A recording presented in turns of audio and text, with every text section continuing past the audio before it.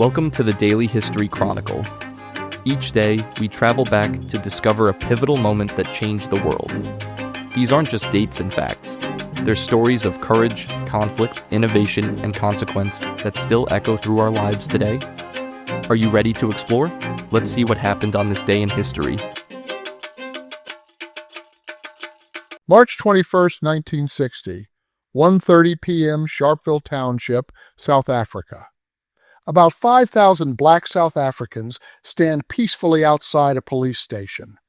They've come without their passbooks, the identity documents that controlled where they could live, work, and travel. They're waiting to be arrested as an act of civil disobedience. Children play at the edges of the crowd. Women chat quietly. Men sing freedom songs. "Down with passes," they chant. The mood is almost festive. Inside the station, police commanders watch through the windows. More officers arrive. Armored vehicles, reinforcements from Johannesburg, the security branch, South Africa's notorious political police. The crowd waits. No warning is given, no order to disperse. At 1:40 p.m., the police open fire. 1,344 rounds pour into the crowd in less than a minute. Machine guns, automatic weapons, the sound is deafening. People scatter, running for their lives. Many are shot in the back as they flee. Children fall. Women collapse. Men die reaching for family members. When the shooting stops, at least 69 people are dead. At least 180 wounded. Many shot multiple times, some as young as 12 years old. The official story would stand for 64 years. 69 dead, 180 wounded. Police fired in self-defense against a violent mob. But in 2024, new research using hospital records and witness testimony revealed the truth. At least 91 dead, 281 wounded. The police lied about the death toll by 1/3, and the crowd was peaceful. This is the story of the massacre that sparked international outrage, led to the creation of the UN's International Day for the Elimination of Racial Discrimination, and then got forgotten by the very nation it helped liberate. This is the Daily History Chronicle, where we explore the moments that shaped our world and discover why they still matter today.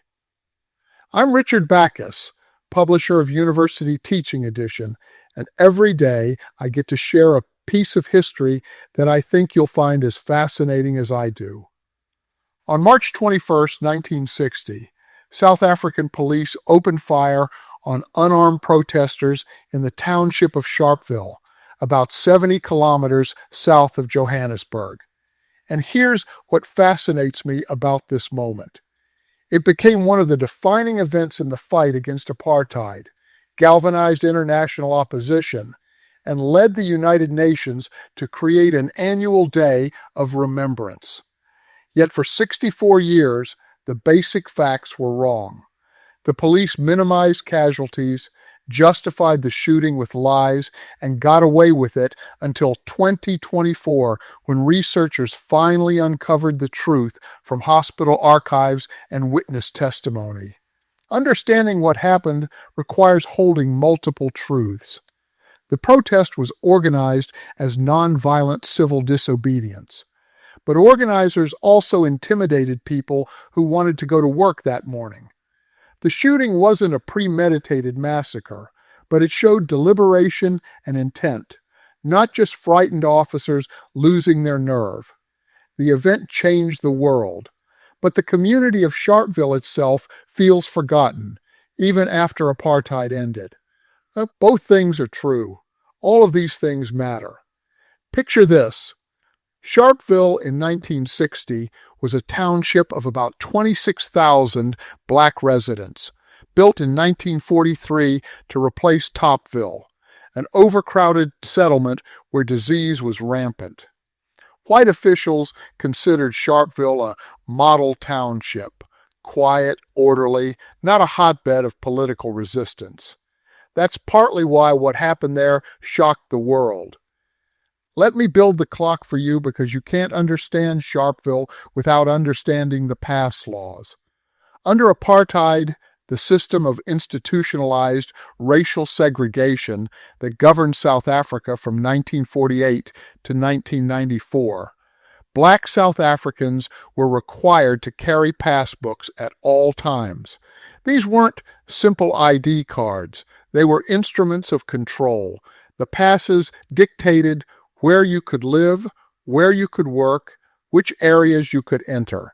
If police stopped you and you didn't have your pass, or if your pass didn't authorize you to be in that area, you could be arrested immediately.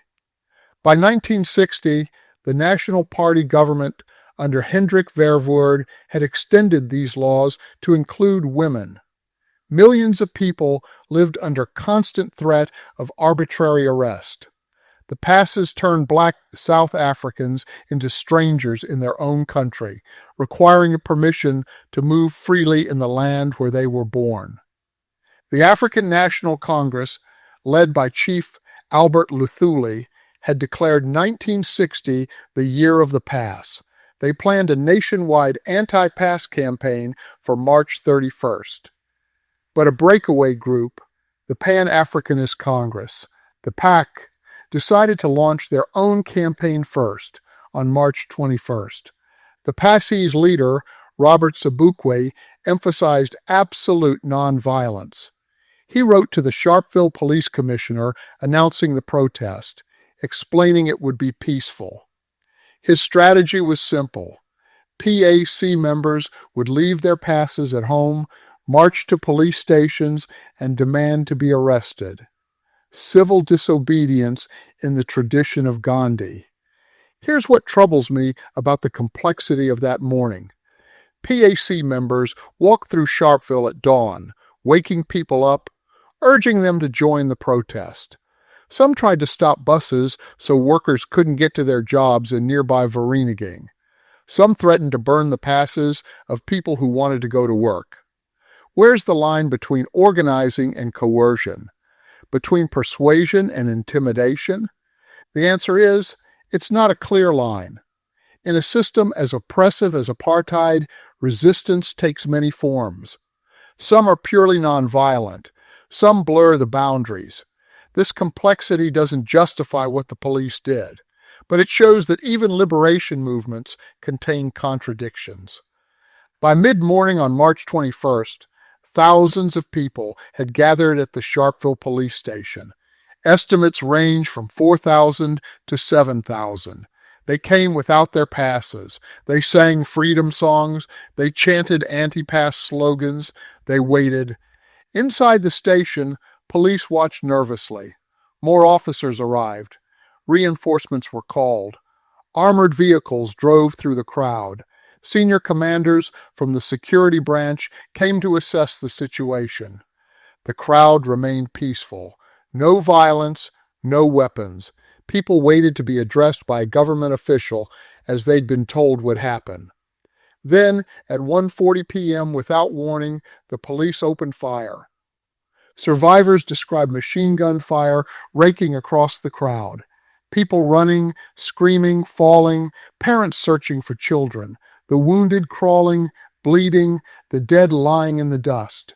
When photographer Ian Barry arrived, he initially thought the police were firing blanks. Then he saw the bodies. His photographs would show the world what happened. People lying face down, shot in the back as they ran. Women, children, men with their arms outstretched, fallen mid-stride. Within hours, doctors at nearby hospitals were treating casualties. 70% had been shot in the back. Many had multiple gunshot wounds. Dr. Friedman at Vereeniging Hospital told reporters he'd never seen anything like it. The wounds, the terror, the children. Selina Manguni was 23 years old and 3 months pregnant when she was shot in the leg. She survived. Her unborn child survived. Many others did not. At least 13 victims were children. Here's what the police claimed.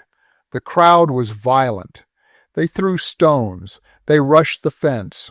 Officers feared for their lives. They fired in self-defense. Here's what the evidence shows. No stones were found at the scene. The fence was intact. Most victims were shot in the back while fleeing. The Truth and Reconciliation Commission, examining the evidence decades later, found a degree of deliberation in the decision to open fire that went beyond frightened officers losing control. Not premeditated murder, but deliberate shooting. The distinction matters. Even if both are horrific, the reaction was immediate. By that evening, demonstrations erupted across South Africa. Protests, strikes, riots. The following week saw mass action in cities and townships throughout the nation. On March 30th, the South African government declared a state of emergency. Over the next 5 months, roughly 25,000 people were arrested, including Nelson Mandela and other anti-apartheid leaders still facing trial for treason. The government banned the ANC and the PAC, driving both organizations underground. Political organizing became illegal. Then the government passed the Indemnity Act in 1961, which protected government officials from being sued for actions taken during the emergency. The families of those killed at Sharpeville couldn't even seek justice in court. Think about what the South African government did. They responded to international outrage over a massacre by doubling down, banning opposition movements, arresting thousands, and legally shielding those responsible from accountability. For the next 30 years, organized political opposition was suppressed. Yet the international response, while vocal, was ultimately hollow. On April 1, 1960, the UN Security Council passed a resolution condemning the killings and calling on South Africa to abandon apartheid. This was the first time the UN had discussed apartheid as a violation of the UN Charter. But when it came to economic sanctions, real pressure that might change behavior, the United States and the United Kingdom vetoed them. They condemned the massacre with words while protecting their economic interests with votes. 6 years later, in 1966, the UN General Assembly declared March 21st the International Day for the Elimination of Racial Discrimination. South Africa became a symbol of racist oppression worldwide. But meaningful international action, sanctions, divestment, isolation, wouldn't come for another 2 decades. I find myself thinking about what that meant for the people of Sharpeville. Their suffering became symbolic. Their date became a memorial day. But where was the substantive help? Where was the pressure that might actually end apartheid sooner? Here's the truth that researchers uncovered in 2023 and 2024 using hospital records, police archives, and witness testimony that had been restricted or ignored for over 60 years. The police systematically undercounted casualties. The official figure of 69 dead was wrong. At least 91 people were killed. The official figure of 180 wounded was wrong. At least 281 were injured. For 64 years, the world accepted numbers that the police had manipulated to minimize the atrocity. Even after apartheid ended, even after the Truth and Reconciliation Commission investigated, even after South Africa became a democracy, the lie persisted. Why did it take so long? Partly because many records were restricted under apartheid and remained poorly cataloged after 1994. Partly because the Truth and Reconciliation Commission, despite choosing Sharpeville as the starting point for its investigation of apartheid crimes, heard testimony from only 3 Sharpeville witnesses during 5 years of hearings. Only 3 witnesses out of 2,000 total testimonies. 1 day out of 5 years. The community has a theory about why they were largely ignored. The PAC organized the Sharpeville protest, not the ANC. After apartheid ended, the ANC became the governing party.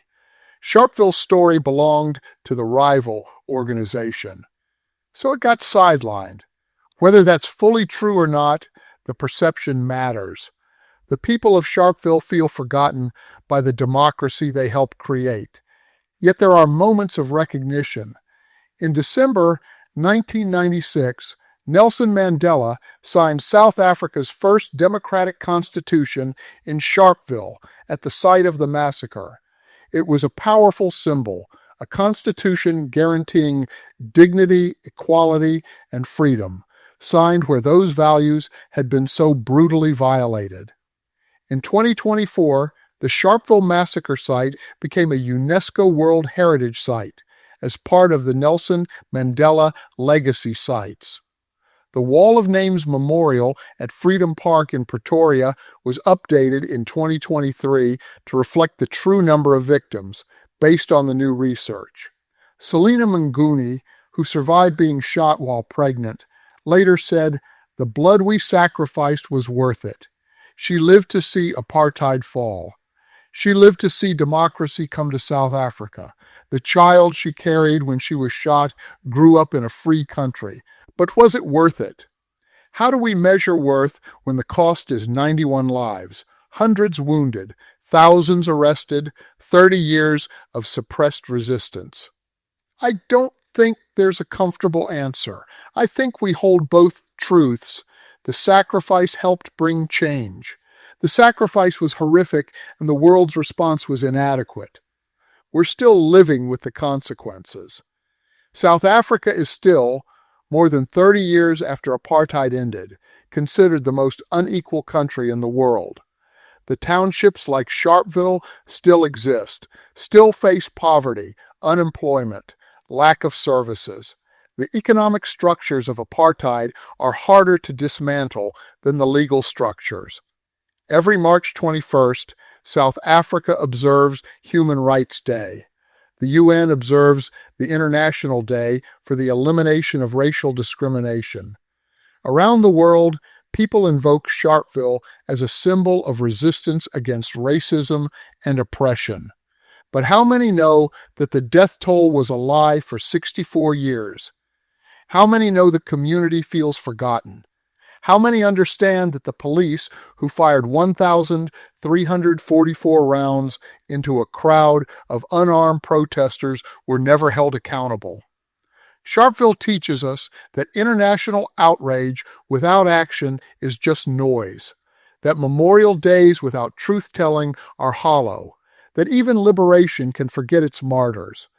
It also teaches us about the courage of ordinary people facing state violence, about the power of peaceful protest, even when it's met with bullets, about the long arc of justice, so long that some who bend it never live to see it reach its destination. The great philosopher George Santayana once wrote, "Those who cannot remember the past are condemned to repeat it."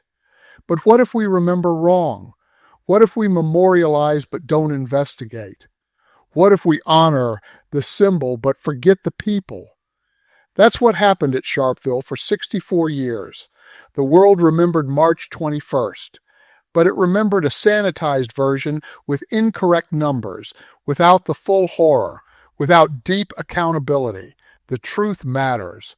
Not just the broad outline, massacre, outrage, change, but the specific truth. 91 people, not 69. Shot in the back, children among them, police who lied and were protected. A community that helped end apartheid, but struggles to be heard even in freedom. Both things are true. Sharpeville changed the world, and Sharpeville got forgotten. All three are true. The protesters showed incredible courage. The police committed an atrocity.